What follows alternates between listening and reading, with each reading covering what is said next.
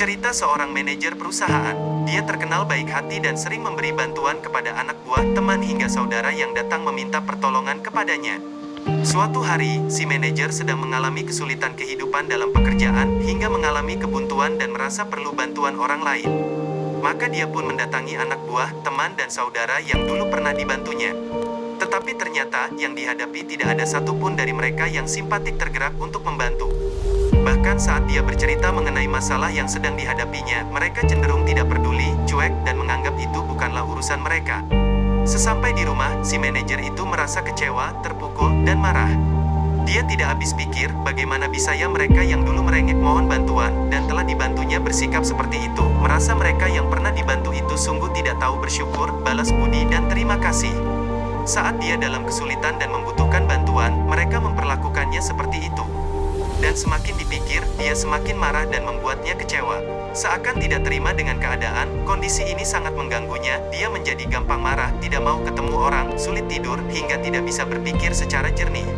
Setelah berhari-hari si manajer itu menjalani hidup yang tidak bahagia, dia memutuskan untuk pergi ke seorang mantan pimpinannya yang saat ini menjadi seorang direktur di suatu perusahaan. Menurut dia, direktur ini adalah orang yang bijak karena dulu sering membimbing dalam bekerja. Setelah mendengar keluhan si manajer, si direktur yang ditemuinya itu berkata, "Bung, saya tahu kalau kamu orang yang baik, suka membantu orang lain, tetapi saat ini kebaikan hatimu malah berakibat buruk. Kamu merasa kecewa, marah dan tidak bahagia.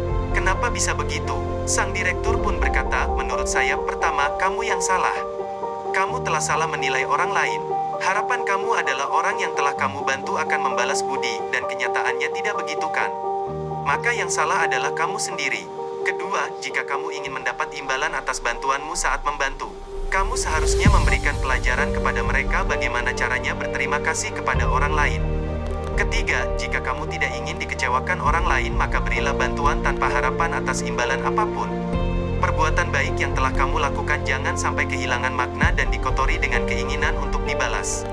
Karena jika tidak kesampaian, akan menimbulkan kecewa, marah, dan kemudian muncul perasaan benci di hatimu." Nah, pelajaran yang dapat kita ambil dari kejadian di atas adalah seseorang yang berjiwa besar harus berpikir bahwa membantu adalah membantu. Tidak perlu ada embel-embel di belakangnya.